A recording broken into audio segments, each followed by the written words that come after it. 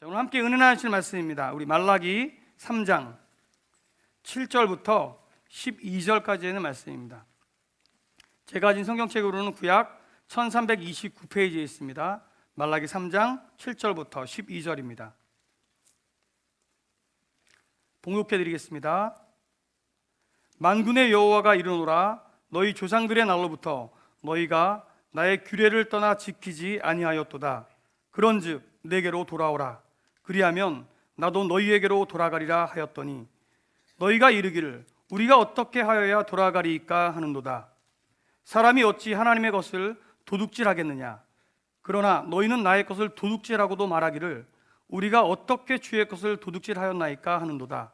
이는 곧 11조와 봉헌물이라. 너희 곧 온 나라가 나의 것을 도둑질하였으므로 너희가 저주를 받았느니라. 만군의 여호와가 이르노라. 너희의 온전한 11조를 창고에 들여 나의 집에 양식이 있게 하고 그것으로 나를 시험하여 내가 하늘문을 열고 너희에게 복을 쌓을 곳이 없도록 붙지 아니하나 보라. 만군의 여호와가 이르노라.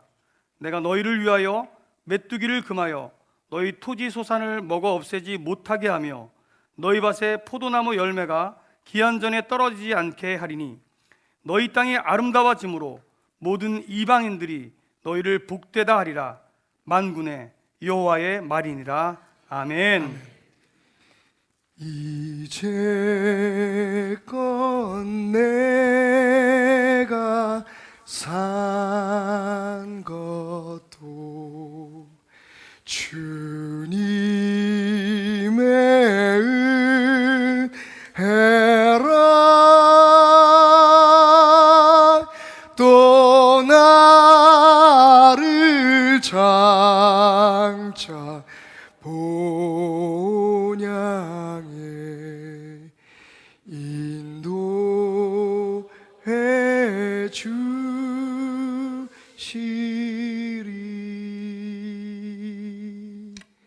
할렐루야. 올해 마지막 주일을 맞아서 하나님 앞에 감사의 박수와 영광의 박수를 올려드리기 바랍니다. 그리고 옆에 있는 분들에게 이렇게 인사합시다. 수고 참 많으셨습니다. 예, 정말 수고 많으셨습니다. 예, 살아있느라고 수고하셨고, 그죠? 꿈을 이루기 위해서 몸부림치느라고 수고하셨고, 그러면서도 닥쳐오는 여러 가지 아픔과 상처들을 이겨내려고 믿음으로 승리하려고 수고 많이 하셨고, 또 교회를 위해서 하나님의 거룩한 일을 위해서 헌신하시고 봉사해 주신 모든 것에 대해서 수고하셨다고 다시 한번 깊은 감사와 함께 축복을 드리길 원합니다. 그래서 오늘 아주 특별한 이 낯선 해를 보내기가 아쉬워서 정말 낯선 설교 한 편을 준비해 봤습니다. 한번 따라해 볼까요? 마지막 주일에 듣기 진짜 싫은 설교. 예, 오늘 말씀의 제목입니다. 마지막 주일에 듣기는 진짜 싫은 설교. 오늘 한번 들어보시죠. 어떤 크리스천 잡지사에서요, 교인들을 대상으로 교회 가기 싫은 여러 가지 이유들을 설문으로 조사를 했습니다. 그래서 7가지를 종합해서 캐테고라이즈를 하게 되었는데, 교회 가기 싫은 7가지 이유 한번 점검해 보십시오. 여러분 마음속에도 그런 마음이 있는지. 첫째, 불신자와 다르게 살아야 한다고 하는 부담감 때문에, 교회와 세상에서의 갈등, 크리스천은 크리스천처럼 살아야 된다고 하는 그 부담감이 교회를 가기 싫게 만든다. 두 번째는 교회 안에 있는 직분이 마치 계급처럼 느껴져서 세상에서도 이런저런 그런 계급 사회 속에서 많이 힘들고 어려운데 교회 가서도 누구는 장로라고 어깨에 힘주고 누구는 평신도라고 서러움을 받고, 이런 것들이 굉장히 마음에 부담이 돼서 교회에 가기가 싫다. 세 번째로는 교회에서 요구하는 봉사와 헌신이 너무 부담스러워서, 교회를 다니는 건 좋은데 이거 해라 저거 해라, 뭐 언제 나와라, 뭐 헌금해라, 뭐 이런 여러 가지 봉사와 헌신들이 부담스러워서. 네 번째는 좀 제가 가슴이 찔립니다만 요즘 진짜 목사가 없는 것 같아서 누구한테 하나님의 말씀을 배워야 할지, 누구를 본받고 따라야 될지 롤 모델을 찾기가 어렵다는 거죠. 다섯 번째는 주일에 잠을 더 자고 싶어서. 요건 아마 공감하시는 분들 꽤 많을 것 같아요. 주일날은 좀 쉬고 싶은데 꼭 교회에 가야 되니까. 여섯 번째는 꼴 보기 싫은 사람 때문에. 왠지 모르게 주는 것도 없이 꼴 보기 싫은 사람이 꼭 있는데 가면 꼭 그 사람이 네 옆자리에 앉더라고. 지금 옆에 앉아있는 분 한번 이렇게 보십시오. 아유, 다행이다, 그죠? 마지막 일곱 번째는, 이건 아마 믿지 않는 사람들도 교회에 나오기를 거부하는 가장 큰 이유가 될 텐데요. 헌금이 부담스러워서.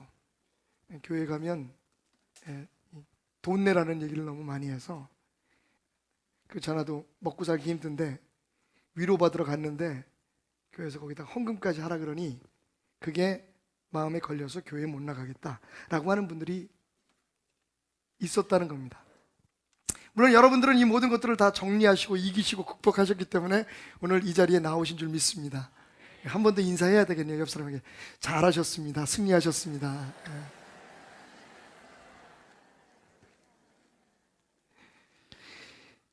그런데 오늘 저는 어쩔 수 없이 여러분에게 헌금 얘기를 좀 해야겠습니다.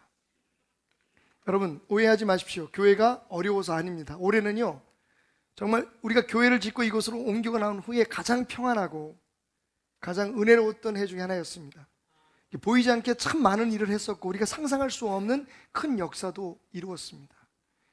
우리 주의 종들의 그 봉급이 한 달도 밀리지 않았고 오히려 정말 기쁨으로 우리 장로님들이 보너스까지 막 주셔서 우리 주의 종들이 기가 사는 한 해였습니다. 그러니 오해는 말아 주십시오. 2016년에는 돈이 좀 많이 필요한가 보다, 혹은 이자가 밀렸나 보다. 안 그렇습니다, 여러분. 오늘 제가 여러분들에게 이 설교를 하는 이유는 올 한 해를 돌아보면서 혹시 우리의 삶에 다 연결할 것 같은 축복이 그냥 떨어진 축복의 낙과의 경험은 없었든지, 혹은 다 내 건데 다른 사람 좋은 일을 한 그런 경험들은 없었는지,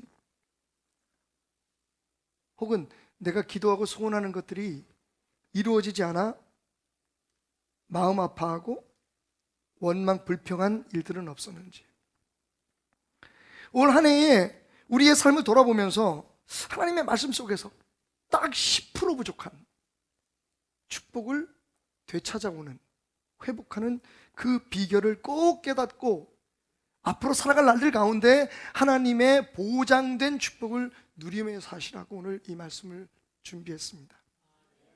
게다가 여러분, 오늘 말씀을 보십시오. 말씀을 보면 우리 귀와 눈이 번쩍 띄어지는 놀라운 말씀이 있습니다. 하나님의 약속이죠. 10절,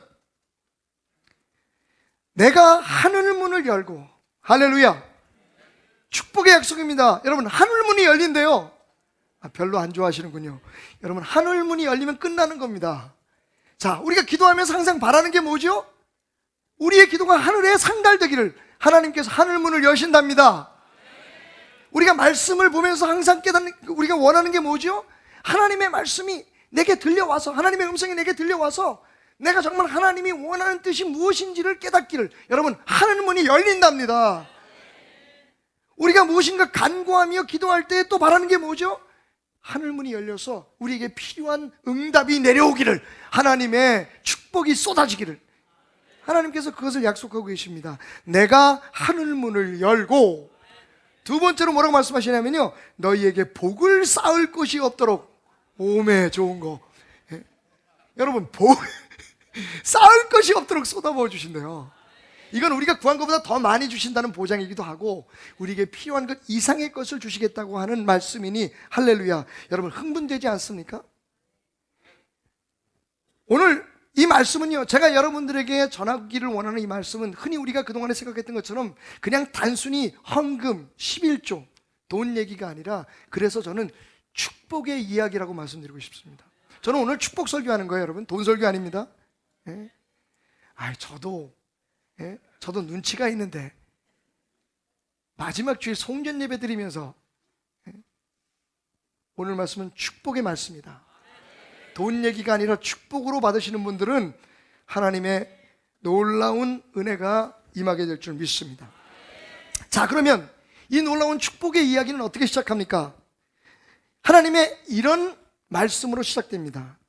헌금은 믿음이 좋아서 혹은 축복을 받아서 드리는 게 아니라 믿음이 좋아지기 위해서, 축복을 받기 위해서 드리는 것이다. 헌금은요, 하나님, 내가 하나님 축복 주시면 주님 앞에 드릴게요, 하나님 내 믿음이 이만큼 좋아졌으니 이제 하나님 앞에 이만큼 드리겠습니다 라고 드리는 것이 아니라는 겁니다. 오히려 내가 하나님 앞에 바른 믿음을 갖기 위해서, 진짜 믿음을 가져보려고 시작할 때 드리는 신앙의 첫 단추라는 거죠. 이게 뭔 말일까? 여러분, 오늘 말씀을 보십시오. 7절에 이렇게 시작합니다. 만군의 여호와가 이르노라, 너희 조상들의 날로부터 너희가 나의 규례를 떠나 지키지 아니하였도다. 그런즉 내게로 돌아오라. 하나님께서 하나님을 잘 섬기다가 하나님을 떠나서 지금 이국 땅에 노예로 끌려가고 포로로 잡혀가고, 그리고 그들이 심고 쌓아놓았던 모든 축복과 은혜들을 다 빼앗겨 버리고 아파하는 이스라엘 백성들에게 이렇게 말씀하십니다. 내게로 돌아와라. 그리하면 나도 너희에게로 돌아가리라. 너희 잃어버렸던 것을 다 회복시켜주고 하늘 문을 열어서 너희에게 보장되고 약속된 모든 축복을 쌓아놓을 것이다. 내게로 돌아와라. 그러면 나도 너에게 돌아가리라. 자, 그랬더니 이스라엘 백성들이 뭐라고 하나님 앞에 물었냐면요, 너희가 이르기를 우리가 어떻게 하여야 돌아가리이까? 우리가 어떻게 해야 우리의 축복을 회복하고, 우리가 어떻게 해야 하나님에 대한 신앙을 회복하고, 우리가 어떻게 해야 하나님을 다시 잘 믿을 수 있겠습니까? 라고 질문을 했더니 하나님께서 그 대답으로 이렇게 말씀하십니다. 사람이 어찌 하나님의 것을 도둑질하겠느냐? 그러나 너희는 나의 것을 도둑질하고도 말하기를 우리가 어떻게 주의 것을 도둑질하였느냐 하는도다. 이는 곧 11조와 봉헌물이라. 잠깐 좀 이상해요. 우리가 믿음이 약해지고 또 우리가 삶 속에서 삶에 너무 지치고 힘들어가지고 가끔 교회를 떠났거나 하나님 앞에 멀어졌을 때 다시 하나님 앞에 돌아가기 위해서 만약 목회자에게 상담을 받거나 신방 오신 어떤 분에게 어떻게 하면 내 믿음이 다시 좋아질 수 있을까요? 라고 물어보면 뭐라고 얘기합니까? 기도를 열심히 하십시오. 일단 교회부터 열심히 나오십시오. 하나님의 말씀을 매일매일 읽으십시오. 이렇게 말해야지 맞는 거 아닙니까? 우리의 믿음을 회복하는 방법, 우리가 하나님께 돌아가는 방법, 우리가 잃었던 믿음을 회복시키고 거기에서부터 성장을 기대하는 방법은요, 기도 많이 하고 말씀 열심히 보고 교회 공예배 참석하고 봉사하고 헌신하고. 그런데 여러분, 놀라지 마십시오. 하나님의 답은 전혀 낯섭니다. 오늘 하나님의 답은 이겁니다. 그동안 밀렸던 헌금에 헌금을 하래요. 그동안은 네가 띄어먹은 11조 다 내놔. 그리고 마땅히 드리기로 약속한 봉헌물을 내 집에 가져와라.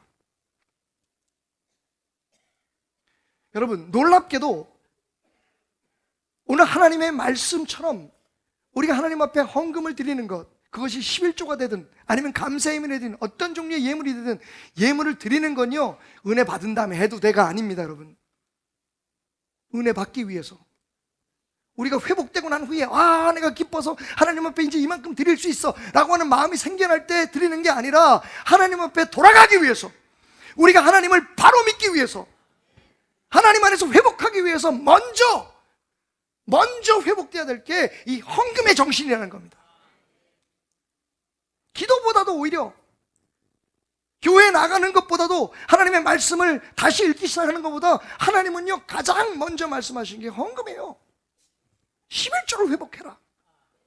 하나님의 전해드리던 약속된 봉헌물을 회복시켜라. 그러면 내가 너희에게 돌아가리라. 말씀드린 대로 헌금은요, 우리가 믿음이 좋아진 다음에 교회 오래 다녀가지고 신앙이 쌓이고 그다음에 직분도 좋아지고 그러면 거기에 걸맞게 드리는 게 아닙니다. 왜 그렇습니까? 하나님은 좀 심하게 말씀하셨지만 헌금은요, 하나님의 것을 하나님의 것으로 인정하는 것이기 때문입니다. 우리가 벌어서 하나님 앞에 드리는 게 아니에요. 내 것을 하나님 앞에 덜어 드리는 게 아닙니다. 여러분, 자, 실제적으로는 그럴지라도 여러분, 그 깊은 곳에 있는 의미는요, 하나님의 것입니다. 여기서 여러분, 더 시간이 가기 전에 여러분이 정신을 못 차릴 때 질문을 하나 해야 될 것 같아요. 여러분 누구의 것입니까? 대답 잘 하셔야 돼요. 갑자기 처음부터 목사님이 막 한포 사격을 해가지고 마지막 주일에 이게 뭔 짓이야? 라고 생각해서 막 혼동되시는 분들은 차라리 입을 다물고 계시는 게 좋겠습니다. 마음으로 생각하십시오. 여러분의 물질은 누구의 것입니까? 58분이 대답하셨습니다. 저는 다 알아요.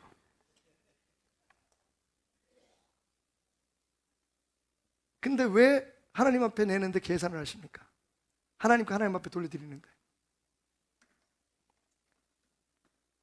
왜 그걸 가지고 시비를 하죠?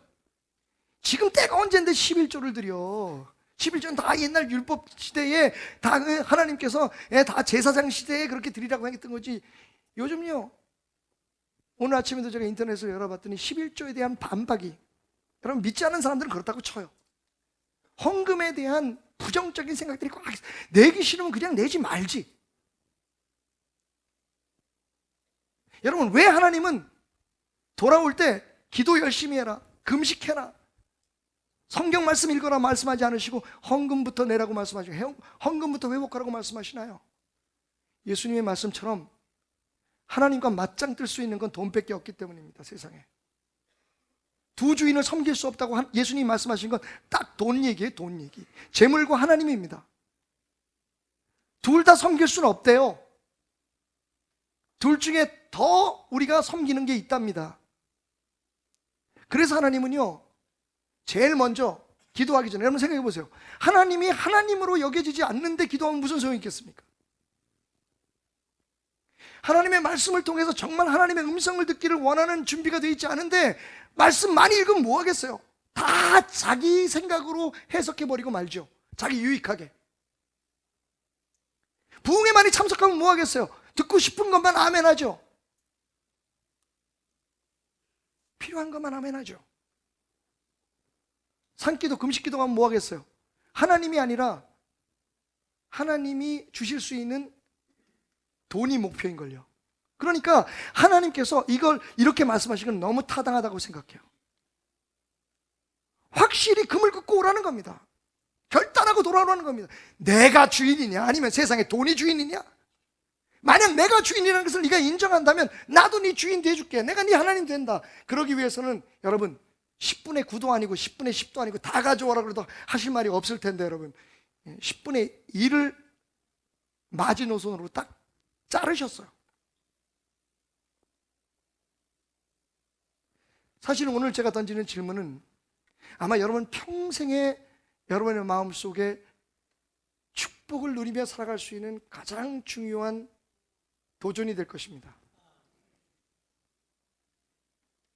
미국에서 사업을 하는 어떤 분에게 들은 얘기예요. 그분이 너무너무 힘들게 일을 했는데 일이 잘 안 됐어요. 그러다가 막 사업이 번창했는데 번창하면 편해질 줄 알았는데 또 힘이 들었어요. 그러던 어느 날 하나님 앞에 기도하다가 깨달은 게 있대요. 내가 이렇게 돈을 벌었는데 왜 안 되던 사업이 다시 일어나서 이렇게 돈을 벌었는데 왜 이렇게 힘들까요? 하나님 기도했더니 하나님이 이렇게 말씀하시더랍니다. 너는 지금 나를 위해서 무엇인가 해주기 위해서 노력하고 있지. 내가 원하는 건 그게 아니야. 나는 네가 내 안에서 일하기를 원한다. 하나님을 위해서 무엇을 하려고 하지 말고 하나님 안에서 무엇을 하는 것을 훈련해라.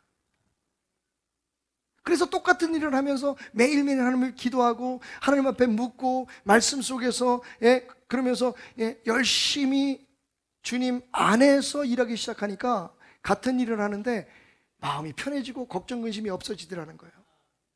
제가 제 목회에 똑같은 경험을 했습니다. 목회자들이 왜 더러워서 못 해먹겠다는 얘기를 하나요? 왜 일이 그렇게 힘들다고 말하나요? 우리가 하나님을 위해서 뭘 해드려야 되기 때문에 그래요. 내 능력으로,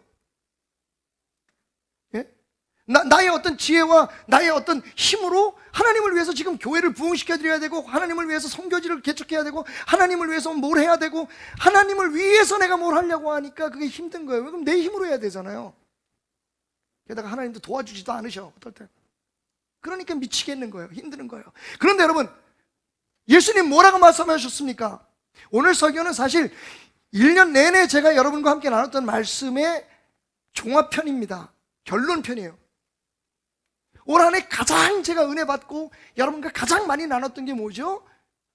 내게 붙어 있으라는 겁니다. 뭘 하려고 애쓰지 말고 내게 붙어 있는 것을 연습해라. 많은 열매를 맺으려고 하지 말고 건강하기 위해서 노력해라.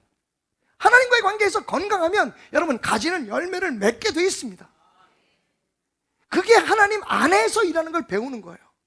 여러분, 왜 우리가 11조라든지 헌금이라든지 이런 모든 것들이 버겁고 주를 위해서 일하는 게 어떨 때는 짜증나고 원망하고, 왜 나 혼자, 이 베델교회는 나밖에 없어, 왜 일은 나만 해야 돼? 라고 하는 불평이 나오나요? 지금 여러분들은 하나님을 위해서 뭔가를 해드려야 된다고 생각하기 때문에 그래요. 어떤 업적을 이루어서 어떤 역사를 만들어서 하나님 앞에 내가 이걸 드려야지, 11조도 많이 하고 감사헌금도 많이 하고. 여러분, 하나님은 그렇게 말씀하지 않으십니다. 하나님이 필요한 건 돈이 아닙니다. 제가 왜 오늘 말씀을 진짜 듣기 싫은 설교라고 제목을 붙였을까요? 제 입장에서는 진짜 하기 싫은 설교 중에 하나입니다. 왜 그런 줄 아세요? 요즘 성도들은 헌금 설교하는 거 별로 좋아하지 않잖아요. 근데 그보다 더 큰 이유가 있습니다. 난 이 설교할 때마다 우리 하나님이 거지가 되는 것 같아. 제가 하나님의 이름으로 여러분에게 구걸을 하는 것 같다고요? 우리 목사님들 교회가 뭔가 좀 어려운가 보다, 교회에 불편한 게 있나 보다, 뭐가 돈이 필요한가 보다, 그러니까 또 11조 강조하시지 뭐 하시지. 여러분, 그러다 보니까 우리 하나님 교회잖아요. 이게 하나님의 집입니다. 여러분, 우리 베델교회 올해 정말 선전했습니다. 누가 뭐라고 해도 여러분, 우리는 정말 우리 형편을 할 수 없는 수많은 일들을 해냈습니다. 아까 그 딩기디의 김은혜 선교사가, 그레이스 킴 선교사가 말하는 것처럼 그 나라의 대통령도 못하는 일을 우리가 했어요. 베델교회 여러분들이 하셨습니다.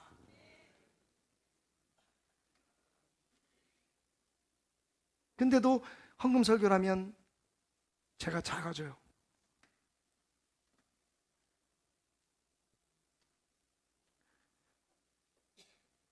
그래서 사실 헌금 설교하기가 좀 조심스러운 겁니다. 마치 하나님 뭐가 부족해서 여러분들에게 얘기하는 것처럼. 옛날엔 그랬어요. 제가 기억하기는 지금부터 한 20여 년 전에 한국 교회는요, 정말 찢어지게 가난할 때는요, 교회를 져야 하고 또 어려운 사람들 도와야 하고, 돈이 필요하니까 목사님들이 부흥회 할 때마다 손 들어서 100만 원 헌금할 사람, 100만 원짜리 신앙, 1000만 원 헌금할 사람 손을 들고서 헌금을 걷어냈어요. 근데 지금은 오히려 그때의 그 부작용으로 반대급부로 지금은 헌금 설교 안 하는 목사가 멋진 목사예요. 근데 저는 헌금 설교 안 해서 여러분들에게 인기를 얻기 위해서가 아니라, 저는 헌금 설교할 때 제가 좀 그렇죠. 헌금 설교할 때마다 우리 하나님을 거지로 만드는 것 같아서 안 해요. 또 어쩌다가 한 번 하면 꼭 삐지는 사람들이 있어요. 그 하나님은 거지 되고 나는 성도들의 마음을 잃고. 왜 해? 그렇게 헌금 설교를 안 하다 보니 제가 여러분의 축복을 받는 것 같아요. 내 목회는 편한데 여러분을 바라보기가 너무 속이 상해요. 다 체결 직전에 있는 계약이 막 깨어져 가고, 다 될 줄 알았던 일들이 무너져 가고, 하나님의 사업이라고 막 거창하게 예배드리고 시작했는데 사업이 안 되고.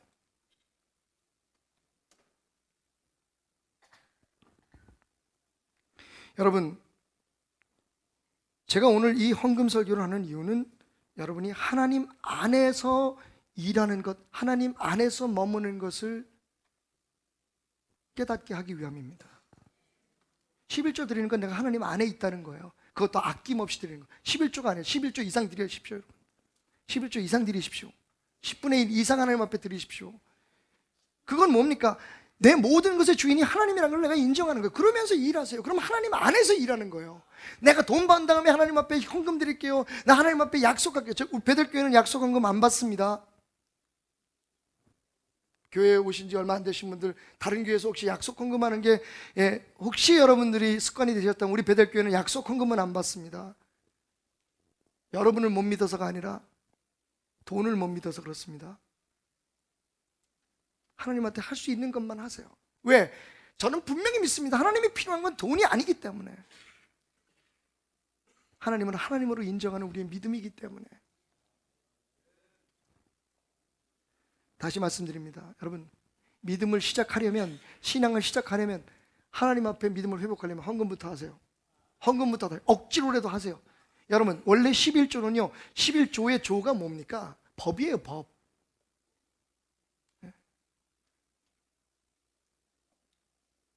자, 왜 그래야 합니까?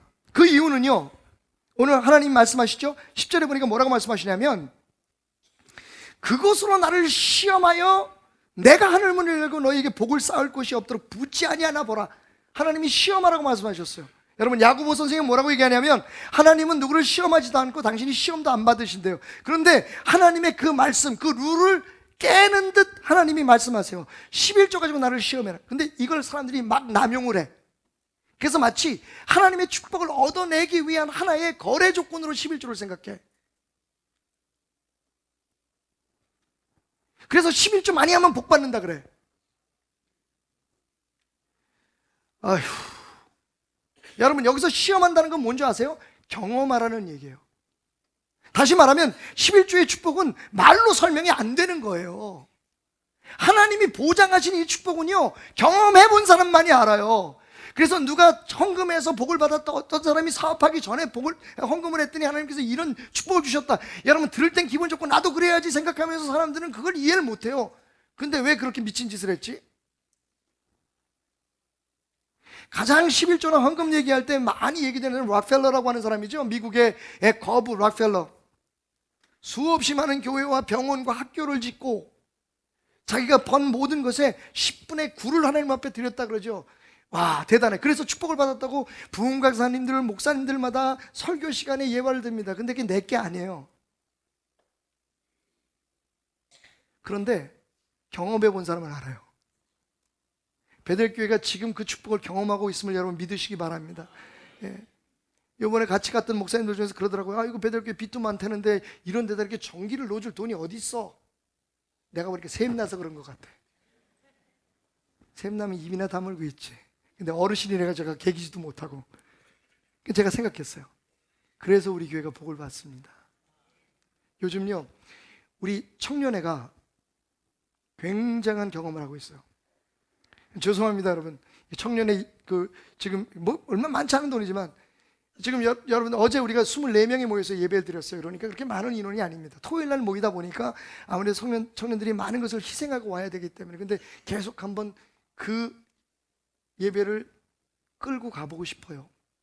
그런데 그런 아이들에게 놀라운 일들이 벌어졌습니다. 저희가요, 기억나시죠? 얼마 전 중국인 유학생들, 우리 같은 젊은 중국인 유학생들을 선교하기 위해서 우리 교회에 중국인 목회자 한 날을, 선교사 한 날을 우리가 초빙을 했습니다. 교회에서 월급 주지 않습니다. 여러분, 불과 전체 인원을 해도 30명도 안 되는 청년회에서 한 달 100만 원씩 그분에게 선교 후원금을 드립니다. 돈이 어디 있어서요, 애들이요? 다 학생들입니다, 거의. 돈 버는 친구들 3, 4명밖에 안 돼요.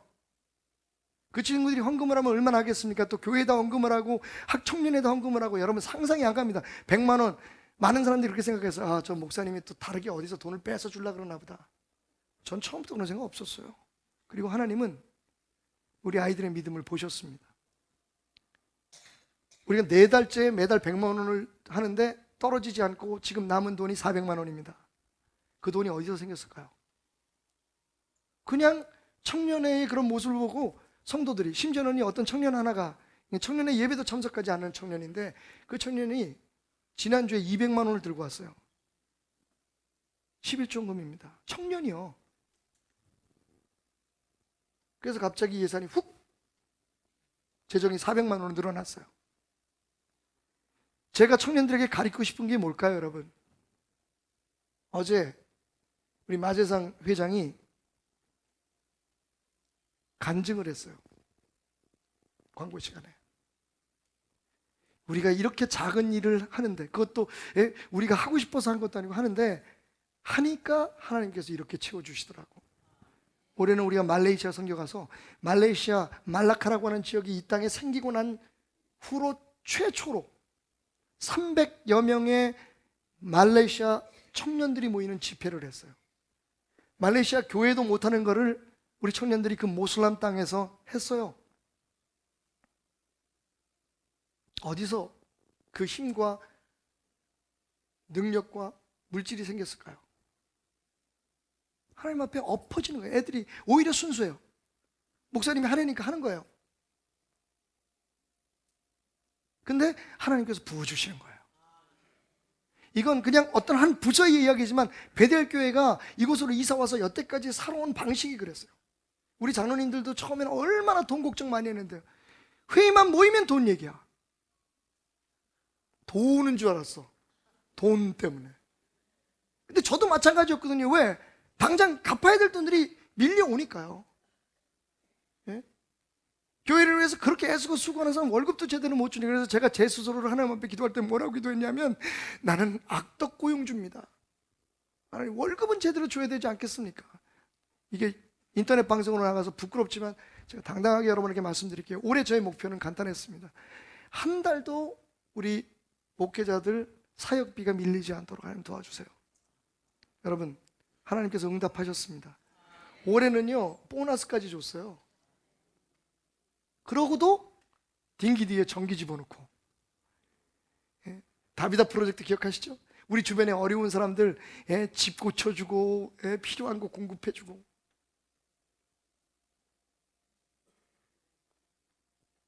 근데 그걸 얘기해 보세요. 사람들이 미쳤다 그래요. 정신 나갔다 그래요. 우선순위가 바뀌었다 그래요. 여러분, 우리는 우선순위 정확하게 맞춘 겁니다. 일단 하나님을 생각했어요.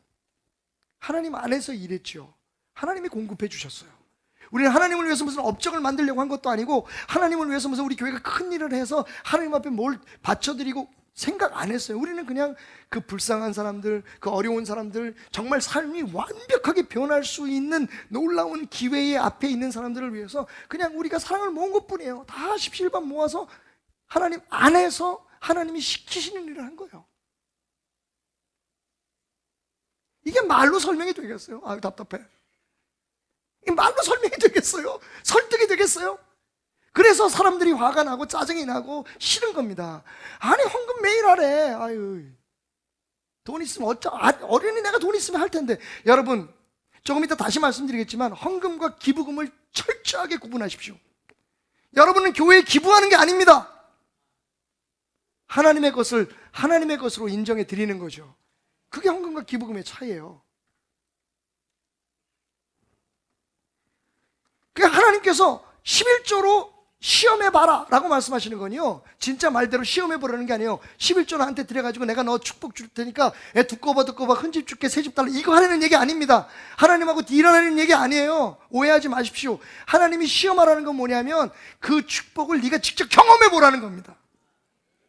헌금으로 경험해보라는 거예요. 내가 어떻게 너희를 위해서 일하는지, 이미 너에게 어떤 축복이 보장되어 있는지 한번 해봐라. 이거 해보지 않으면 그게 시험해보라는 거예요. 테스트해보라는 겁니다.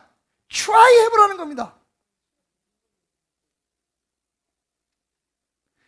오늘도 제 말씀이 믿어지지 않는 분들이 계실 거예요.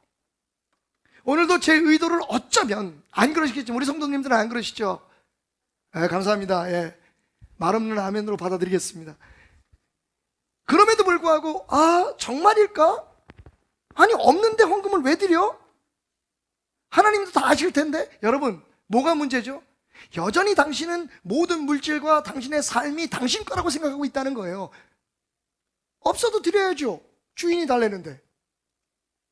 액수는 중요하지 않다고 말씀드렸잖아요. 여러분, 동전 2랩돈이라도 그 믿음을 보시는 거죠. 그 마음을 보시는 거지. 하나님께서 누가 무슨 액수 여러분, 우리가 내는 헌금 없어도 하나님은 이 교회를 이끌어 나가실 겁니다. 내가 내는 게 없어도. 그런데 내 마음 없이는 이 교회는 안 움직여요. 하나님에게 드리는 내 정성과 내 마음이 없이는 안 된다고요. 하나님은 지금 우리에게 그것을 경험해보라고 말씀하시는 겁니다. 그것은 나를 테스트해봐라. 그건 내 축복의 가능성을 직접 경험해 보라는 겁니다. 경험하면 간증이 돼요. 경험하면 알게 됩니다. 이건 제가 오늘 말씀드린다고 해서 되는 게 아니에요. 그래서 빨리 넘어갈게요. 여러분이 경험해 보셔야 돼요. 내년부터는 경험해 보시라고요. 작더라도, 여러분, 작더라도 11조 맞습니다. 그 율법입니다. 어떤 분들은 제가 제일 많이 받는 질문 중에 하나가 그거예요. 예. 수입에 11조를 드려야 됩니까? 쓰고 난 다음에 드려야 됩니까? 상관없어. 하나님이 원하는 건 그 계산이 아니란 말이에요. 넉넉한 마음인 거지. 그러니까 작게라도 시작해 보세요. 그래서 하나님이 경험케 하시는지 안 하시는지 한번 여러분들이 하나님의 말씀에 도전을 해보시라는 거예요.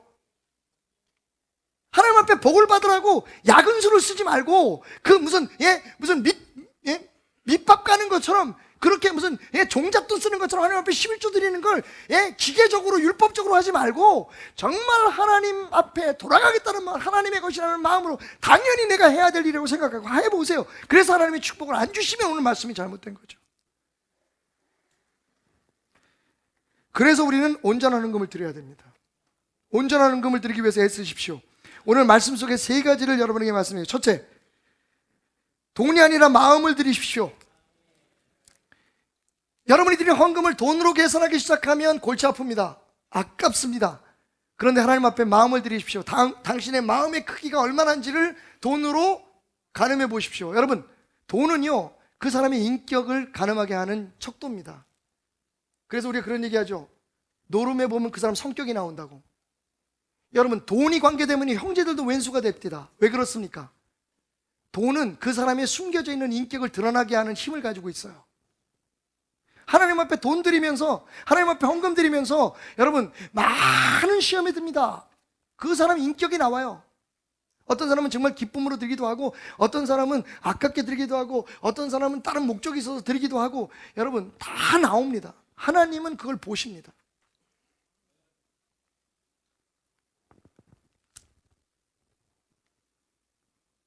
오늘 뭐라고 말씀하시냐면 너희의 온전한 11조를 창고에 드려라. 여기서 온전한의 기준은 누구입니까? 우리가 아닙니다. 하나님이 보실 때 온전한 거예요. 그러니까 계산기 두들기는 거 중단하십시오. 한 가지는 확실히 말씀드릴게요. 여러분 11조 안 한다고 저주받지 않습니다. 그건 율법입니다. 지금 우리는 은혜의 시대를 살아가고 있어요. 그런데 왜 11조를 하라고 합니까? 여러분, 그러나 여전히 11조의 정신은 남아 있습니다. 하나님을 하나님으로 인정하기 위해서는, 여러분, 하나님은요 우리에게 돈으로 그것을 평가하십니다. 왜냐하면 당신의 마음속에 하나님과 지금 견줄 수 있는 건 돈밖에 없기 때문에요. 축복받으려고 11조 하지 마십시오. 그냥 하나님 은혜 감사해서 하십시오. 하나님이 하나님이라는 것을 보여줄 수 있는 가장 최소한의 기준이라고 생각하시고 헌금을 하십시오. 거기서부터 우리의 믿음은 자라나는 겁니다. 하나님이 내 하나님이 되고 내가 하나님의 사람이 되니까 그때부터 믿음이 자라는 거죠. 여러분, 가지가 나무에 붙어있지 않고 어떻게 자랄 수 있습니까? 열매는 꿈도 꾸지 말아야죠. 그런데 우리는 그 착각 속에서 매일매일 헛수고를 하고 있습니다. 온전한 건 하나님이 보실 때 온전한 거예요. 그러니까 우리는요 최선을 다해서 할 수 있을 만큼만 하세요. 돈 아주 없을 때는요 여러분 안 하셔도 됩니다. 빚내사라는 얘기 아니에요. 빚내서도 할 수 있을 만한 믿음이 있으면 그것도 하나님이 놀랍게 기뻐하시겠지만 할 수 있는 만큼 하세요. 불평하지 말고 하세요. 대신 불평하지 말고 하세요. 하나님이 보십니다. 또 있어요. 온전한 헌금을 드리라는 것은 헌금과 기부금을 구별해서 드리라는 겁니다. 오늘 말씀에서 우리의 주목을 끄는 것은 하나님께서 그 11조를 어디에다가 바치라고요? 나의 집에 창고에 바치라고 했습니다. 나의 집에 양식이 되게. 제가 아까 말씀드렸죠. 기부금과 헌금 확실하게 구분해 드립니다. 예. 기부금은 내 이름으로 드리는 거예요. 내가 하는 거예요. 내 돈을 가지고. 그죠?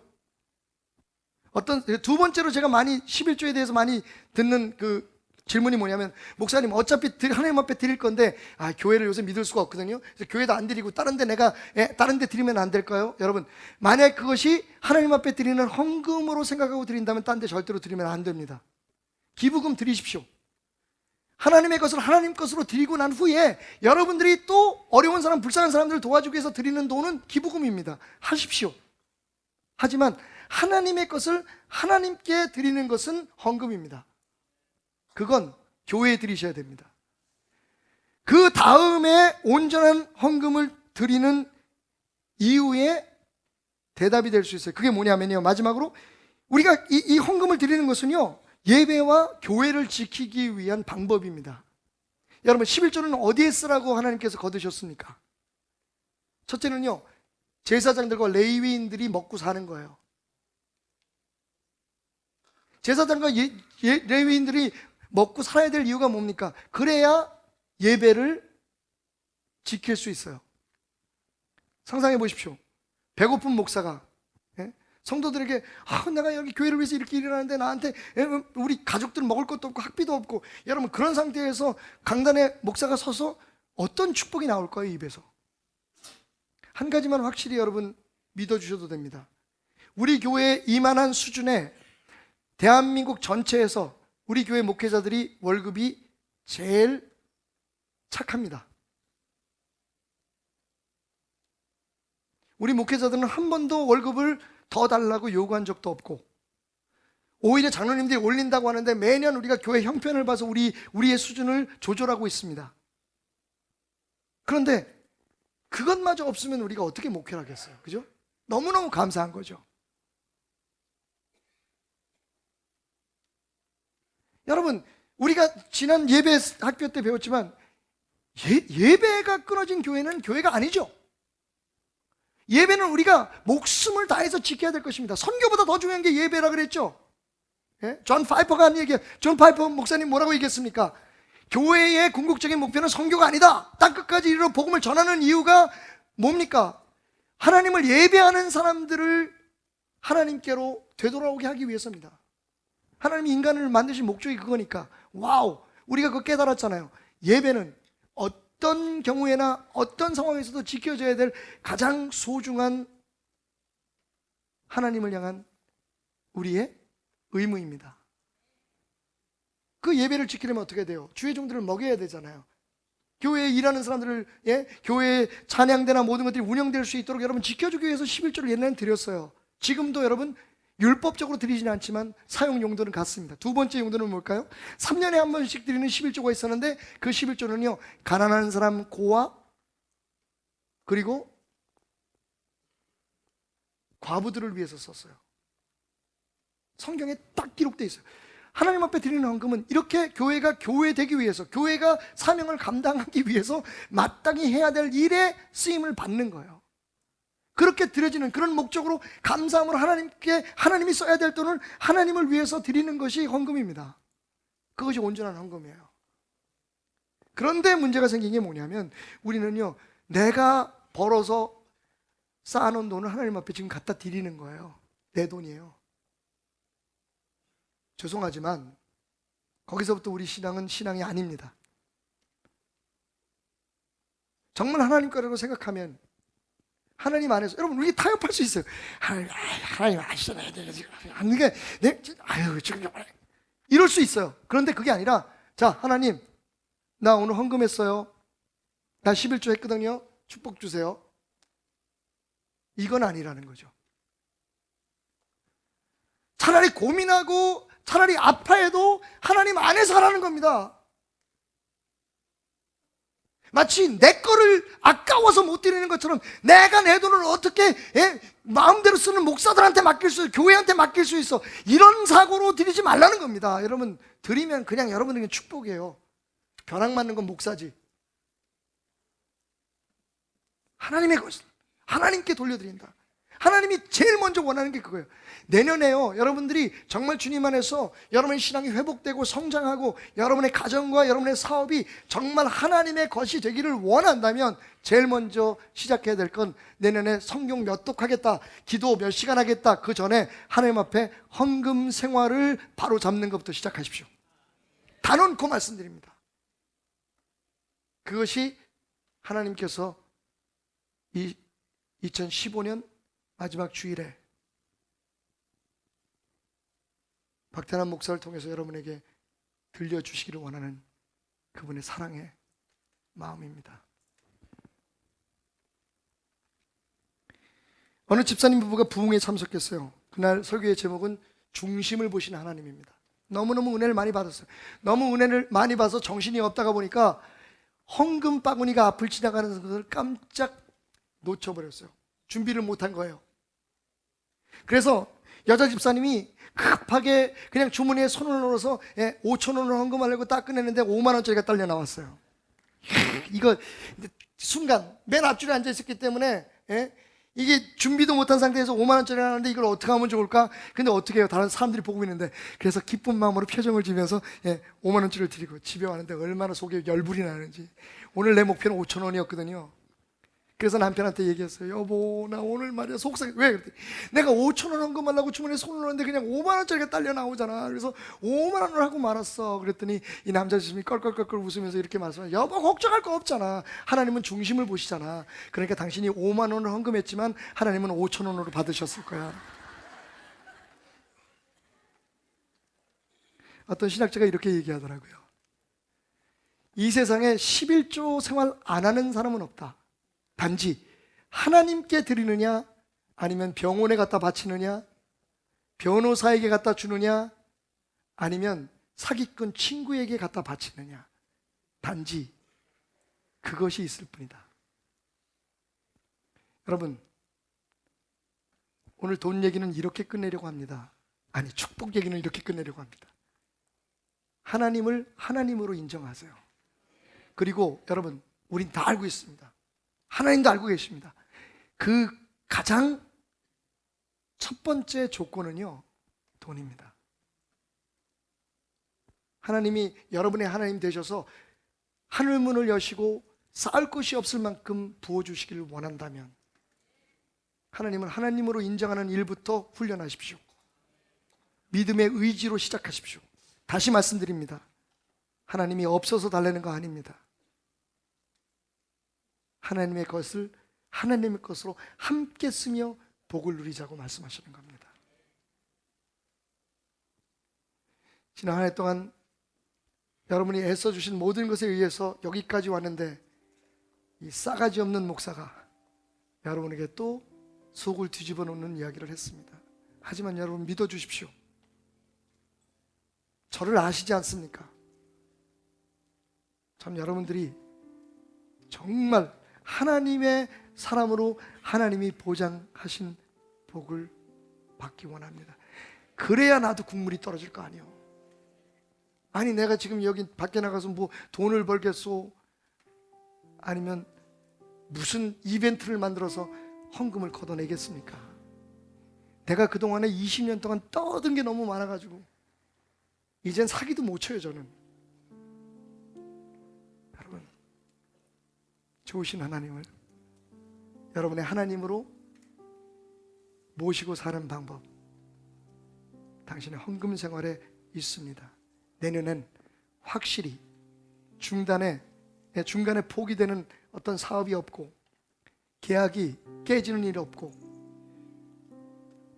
기도하고 주님 안에서 애쓴 모든 열매가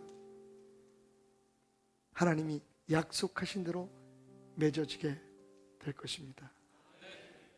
한 가지, 그 한 가지를 여러분들이 잊지 않는다면 말이죠. 함께 기도합시다. 오늘 주신 말씀이 아직은 조금 버거울 수도 있고, 아직은 더 연구해 봐야 될 수도 있고, 아직은 더 주님의 음성으로 받아들여질 수 있을지 모르겠지만 하나님의 말씀이니 하나님 내가 받습니다.